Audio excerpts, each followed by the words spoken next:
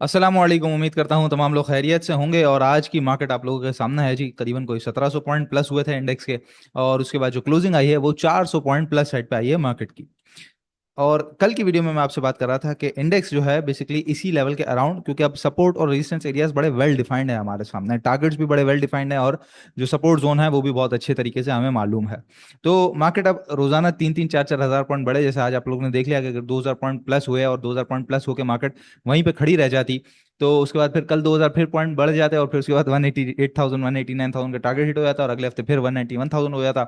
तो इस तरह तो मार्केट नहीं चल सकती। तो इंडेक्स ने अपने लेवल्स को मेंटेन किया, ऊंच नीच चलती रही और प्रॉफिट टेकिंग हमने एक अच्छी मार्केट के अंदर देखी। और उसके बाद फिर हमने देखा कि सामने जो स्टॉक्स हैं वो काफी चलते रहे, जिसके बारे में कल आपसे बात कर रहा था। जो सेकंड ईयर स्टॉक्स हैं जिसके अंदर एसएलजीएल आ जाता है, लोड्स आ जाता है, फिर इसके अलावा जीसीआईएल है, सर्ल्ट पाकिस्तान है, आईबीएल हेल्थ केयर है, जेवीडीसी है, क्यूटेक है, जीजीएल है, इस तरह के जितने स्टॉक्स हैं उन्होंने काफी अच्छा परफॉर्म किया और काफी अच्छी वॉलिटिलिटी उनके अंदर नजर आई है। तो अब आने वाले दिनों में यही सूरत हाल आपको नजर आएगी कंटिन्यूसली मार्केट में, कि जो सेकंड ईयर स्टॉक्स हैं उनमें उतार चढ़ाव कंटिन्यूसली देखने को मिलेगा। जस्ट लाइक जैसे पाक कतर कल कैप लगा हुआ था, आज उसके अंदर एक अच्छी प्रॉफिट टेकिंग दिखी गई। इसी तरीके से बीएफ एग्रो है, उतार चढ़ाव का शिकार है।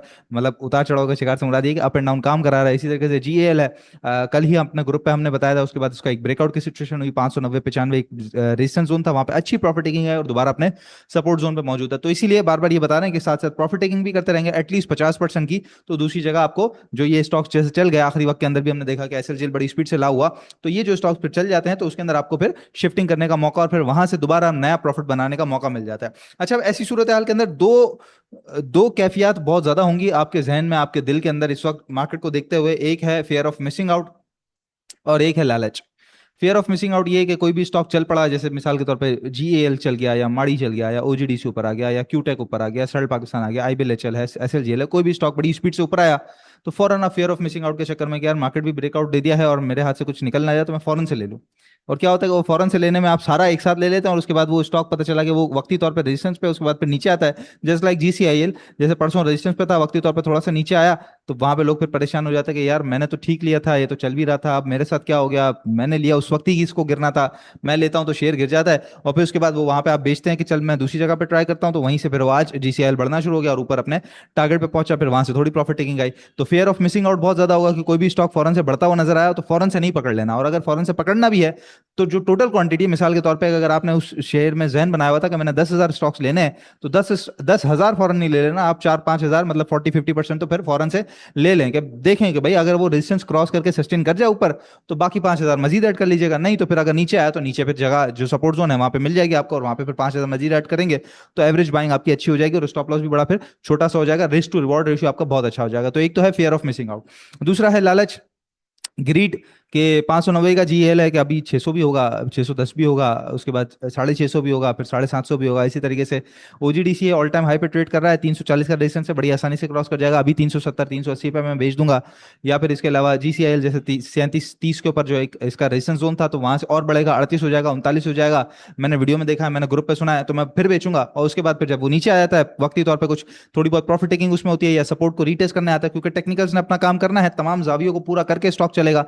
तो फिर वहां पे इंसान बैठ जाता है कि यार काश मैं बेच देता। तो उस वक्त जब बेचने का टाइम होता है तो ग्रीड आ जाता है। तो ये दो कैफियत बहुत ज्यादा होंगी, आप खुद अपने अंदर इस वक्त महसूस कर भी रहे होंगे, और अगर नहीं नोटिस किया होगा तो कल से आप ये महसूस अपने अंदर कीजिएगा कि फोमो और ग्रीड ये दोनों आपके अंदर आएगा, और इन दोनों को इस वक्त सही तरीके से कंट्रोल करना है। इस वक्त आप हैं क्रिटिकल पोजीशन में, क्योंकि मार्केट का ब्रेकआउट हो चुका है, और जो लोग नीचे नहीं ले सके या अभी भी कॉन्फिडेंस शेक था ना उनका कि भाई जंग भी चल रही है, हालात जरा कुछ बेहतर नहीं है, अभी इन्फ्लेशन तो 11% पे आ गया है, अगले महीने फिर और बढ़ना जाए, मतलब इस तरह की जो कंफ्यूजन जहन में होती है, तो उसको लेकर आप लोगों ने ज्यादा घबराना नहीं है, और इन दोनों कैफियत को सही तरीके से अपने अंदर कंट्रोल करके रखना है। इस वक्त जो डिसिप्लिन है वो यही है, यही है डिसिप्लिन। ये डिसिप्लिन कायम रहेगा, इन दोनों कैफियत को अपने अंदर अगर कंट्रोल कर लेंगे, फौरन से रुक जाएंगे, एक सेकंड के लिए बस हल्का सा पॉज ले लेंगे, तो वहां पे क्वांटिटी भी खुद ही कम हो जाएगी, बेचते वक्त प्रॉफिट टेकिंग भी खुद कर लेंगे, स्टॉप लॉस लगाना होगा तो वहां भी निकल जाएंगे, मतलब सारा काम ऑटोमेटिक से तरीके से चल रहा होगा अगर आपने इन दोनों इमोशंस को कंट्रोल कर लिया। बहरहाल ये बड़ी इंपॉर्टेंट बात थी, मैंने कहा आज वीकेंड का आखिरी वीडियो है तो मैंने कहा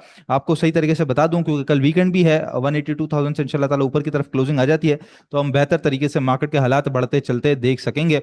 बाकी इसके अलावा जी अगर मार्केट में काम करने का तरीकेकार समझ नहीं आ रहा या क्या काम करना है, किस तरीके से करना है, तो आपने सिंपली हमारा ग्रुप स्विंग विद स्टॉकिफाई ज्वाइन करना है, जहाँ पे स्विंग एंड इन्वेस्टमेंट कॉल्स भी मिल जाती हैं आपको। 26 लाइव जूम सेशंस हैं इंशाल्लाह ताला। इस हफ्ते मेरा सेशन है, उसके बाद फिर जो कैलेंडर है वो हम अपने ग्रुप पे पोस्ट भी कर देंगे। तो इंशाल्लाह ताला हर दूसरे हफ्ते में एक सेशन होता है। तो अगर जुलाई का महीना अभी ज्वाइन करेंगे आप, तो इस महीने आपको फिर 2 सेशन जबरदस्त किस्म के मिल जाएंगे। तो इसके अलावा पोर्टफोलियो रिव्यू भी आपका हो जाता है और ट्रेडिंग डेस्क भी मिल जाती है कि जस्ट लाइक कि मार्केट के उतार चढ़ाव में आपको नहीं समझ आ रहा कि क्या काम करना है, कैसे करना है, तो आप डायरेक्टली कनेक्टेड होते हैं मुझसे भी और बाकी जो टीम मेंबर्स हैं, अब्दुल्ला हैं, हसन भाई हैं, ज़ईमा है हमारी, उनकी टीम मेंबर से हमारे जो है वो आप कनेक्टेड रहते हैं। तो आप फौरन उनसे सवालात करके अपनी फैसला साजी कर सकते हैं। 0336 244 4466 पे अभी राब्ता करना है। जुलाई के महीने के लिए लाजमी ज्वाइन कीजिए। 6,000 रुपये बहुत बहुत मिनिमल सी फीस है, कुछ भी नहीं है। आपका कई जगहों पे ऊपर जो खर्चा है वो इससे कहीं ज्यादा हो जाता है मंथली। बहरहाल कुछ कोशिश करता हूँ कि मैं चार्ट्स वगैरह दिखाने की। आज थोड़ा सा इंटरनेट डिसरप्ट कर रहा है, कुछ खबरें भी नहीं खुल रही, चार्ट्स भी सही से लोड नहीं हो रहे। होपफुली जब तक वीडियो रिकॉर्ड कर रहा हूँ तब सब कुछ सही चलना चाहिए। तो हमारा जो KC 100 है वो ये देखें, कुछ चैनल मैंने मजीद बेहतर तरीके से बनाने की कोशिश की। कल तक तो चैनल हमारा ये चल रहा था और उसको तोड़ के क्रॉस करके मार्केट ऊपर की तरफ बंद हुई थी, जो कल की वीडियो में मैं आपको दिखा रहा था। आज का जो इंडेक्स है वो ये, अगर हम देखें तो यहाँ पे 175,000 का जब एक ब्रेकआउट हुआ था, ये ब्रेकआउट वाली जो सिचुएशन हुई थी वहीं से कनेक्ट किया है मैंने इसको। और उसके बाद ये ब्रेकआउट देने के बाद सीधा टॉप पे गया था। टॉप पे चलते चलते, क्योंकि टॉप पे ट्रेड कर रहा था, तो सीधा मार्केट चैनल के बॉटम पे आई। उसके बाद साइडवेज ट्रेड करते करते फिर नीचे चले गए। नीचे चले गए तो 2 दिन तक कोशिश किया कि इस चैनल में वापस आए, 3 दिन तक भी कोशिश किया, नहीं आ सकी। लेकिन पिछले दिन मार्केट ने एक जबरदस्त किस्म का ब्रेकआउट दिया और चैनल के अंदर वापस आई है, जहां पे ये टॉप लगता था। तो बिल्कुल आज टॉप क्रॉस हुआ है, आप देख सकते हैं ये टॉप क्रॉस हुआ है। और टॉप पे ट्रेड जब करती रही तो बहुत छोटी छोटी कैंडल्स हैं, ज्यादा कुछ वॉल्यूम्स नहीं बने, प्रॉफिट टेकिंग नजर आई अच्छी खासी है। उसके बाद फिर थोड़ा सा सेलिंग प्रेशर नीचे की तरफ आया। इमीडिएट सपोर्ट एरिया में कहूं तो वो एक तरीके से हो गया, क्योंकि गैप फिलिंग थी। अभी जो रेजिस्टेंस एरिया है वो 185,700 से लेकर 186,700 का है। और नीचे जो बड़ा सपोर्ट जोन है वो 182,000 का हमारे पास मौजूद है। तो इस दौरान मार्केट जो इंडेक्स है बेसिकली आराम सुकून से चलता रहेगा। स्ट्रेटजी क्या रखनी है वो मैं आपको बता चुका हूं, प्रॉफिट टेकिंग प्लस शिफ्टिंग, यही हमारी स्ट्रेटजी है। बस दो इमोशंस को कंट्रोल करेंगे आप, डिसिप्लिन फॉलो करेंगे तो इंशाल्लाह ताला काम कर सकेंगे। आज का जो फिपीलिपी है उसको भी हम देख लें यहाँ पर। तो आज फिपीलिपी के अंदर जो बड़ा बायर है वो फंड्स है, लेकिन उन्होंने सबसे बड़ी बाइंग जो है वो डेट मार्केट के अंदर की है। तो फिलहाल इसको इग्नोर करते हैं, ये हमारे काम की मार्केट नहीं होती है, मतलब हमारे स्टॉक मार्केट पार्टिसिपेंट्स की ज्यादा काम की नहीं होती है। इसके अलावा अदर्स के अंदर काफी बड़ी बाइंग आई है और फिर साथ हमने देखा है कि E&P सेक्टर में बहुत बड़ी बाइंग है आई है। E&P सेक्टर में इस वक्त माड़ी ने एक अच्छा किस्म का ब्रेकआउट दिया हुआ है और सस्टेन भी कर रहा है उसके ऊपर। OGDC ने बस 340 क्रॉस करना है, तो फिर मैं समझता हूं कि टेक्निकली ये हाथ नहीं आएगा, बड़ी स्पीड से ऊपर की तरफ जाएगा, क्योंकि वैसे ही ऑल टाइम हाई पे स्टॉक ट्रेड कर रहा है। और यहाँ भी आप देख सकते हैं इंश्योरेंस जो है वो बहुत बड़ा सेलर है, सबसे बड़ी सेलिंग E&P सेक्टर में इन्होंने की हुई है।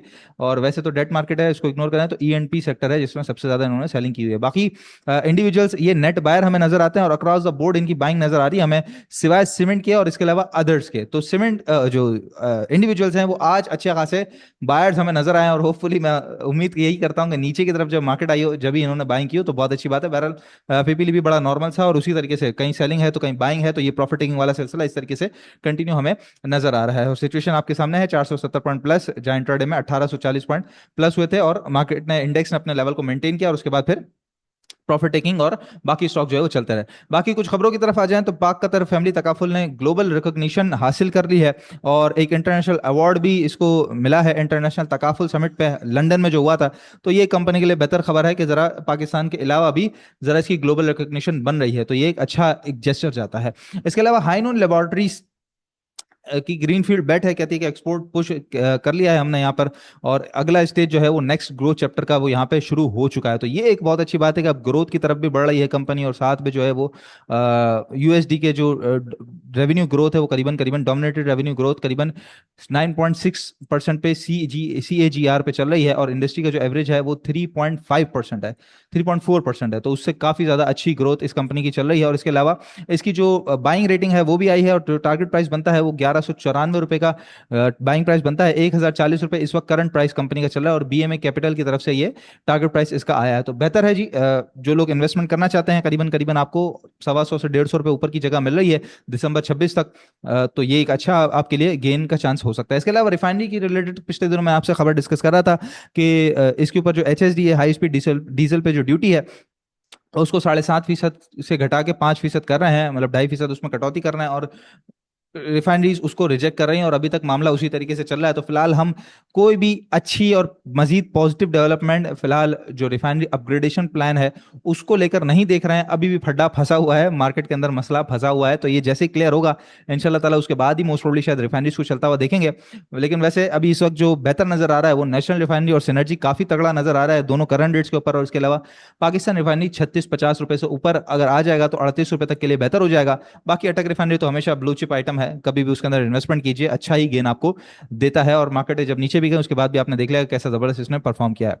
और जी मैं यही आपको कह रहा था कि मेरी जो वेबसाइट्स हैं अगर वो चलती पड़े तो फिर बहुत अच्छी बात है, और ये फिलहाल रुक सी गई हैं। हाँ जी, दोबारा लोड हो गया अल्हम्दुलिल्लाह। चलें चार्ट को हम डिस्कस कर लेते हैं। दो स्टॉक्स हैं, फिर वीडियो इंशाल्लाह ताला खत्म करते हैं। आईबीएलएचएल है सबसे पहले। बड़े जबरदस्त किस्म के बेहतरीन किस्म के आज वॉल्यूम्स लगे हैं। आरएसआई बुलिश जोन की तरफ वापस आ रहा है, जो न्यूट्रल जोन में, बल्कि न्यूट्रल से भी नीचे 53 पे ट्रेड कर रहा था और न्यूट्रल जोन में, और यहाँ पे मोस्ट प्रोबेबली बुलिश की तरफ आ रहा है। फिलहाल के लिए जो सिचुएशन है इसके अंदर बड़ी बेहतरीन सी है कि जहाँ पर ये जो अभी इसका रीसेंट टॉप था 2025 नवंबर 2025 में 85 रुपए का, वहां से अगर हम बिल्कुल एक ट्रेंड लाइन खींचते हैं तो उस ट्रेंड लाइन का आज इसने ब्रेकआउट दिया है और एक छोटा सा चैनल जंग के बाद जो इसने एक अपवर्ड ट्रेंड अपना रखा हुआ है। तो यहाँ पे अगर हम देखें तो ये टॉप और टॉप को मिलाते हैं तो ये एक अगला टॉप जो है वो करीबन करीबन 60 रुपए पे लगता है।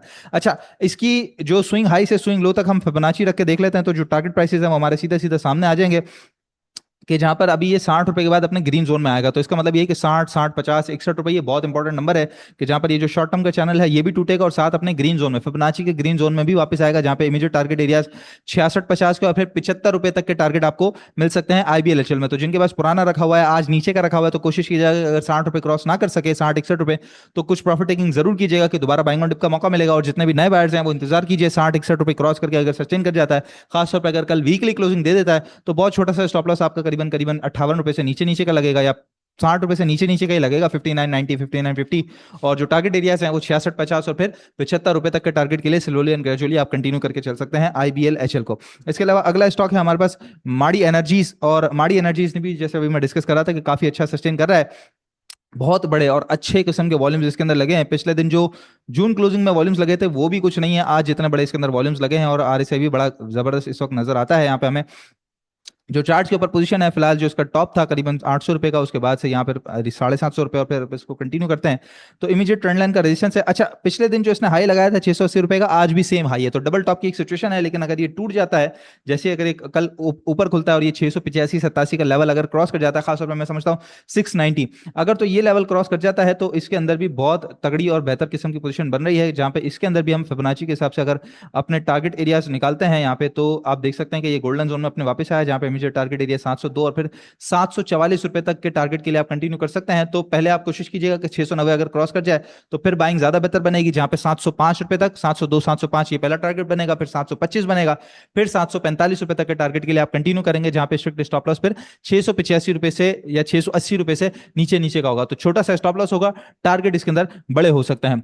इसके अलावा मैं बता चुका हूं जी, दो ही इमोशंस है, इसको कंट्रोल करना है आप लोगों ने, और अगर नहीं समझ आ रहा किस तरह कंट्रोल करना है या नहीं हो रहा कंट्रोल, तो और आपको गाइडेंस चाहिए, उसका एक दूसरा रास्ता है ना, हल निकालते हैं ना, हर चीज का एक मसला है उसका हल निकालना है। तो दूसरा सॉल्यूशन है कि आपके पास कोई ना कोई एडवाइजर होना चाहिए, अच्छा बेहतरीन किस्म का, जो कि आपको फौरन से आपकी जो एंजाइटी है उसको क्योर कर दे और आपको बेहतरीन एडवाइस दे दे। तो नंबर है 0336244466। Stockify is always available for your service. आपने सिर्फ और सिर्फ छोटी सी फी पे करनी है और इंशाल्लाह ताला आपको स्विंग विद स्टॉकिफाई में ऐड कर दिया जाएगा, जहां पे बेहतरीन किस्म की आपको गाइडेंस मिलेगी और आप बहुत अच्छे प्रॉफिट से भी माला माल हो जाएंगे इंशाल्लाह। नेक्स्ट वीडियो में आप लोगों से मुलाकात होती है जी, अपना बहुत ख्याल रखिएगा, अल्लाह हाफिज।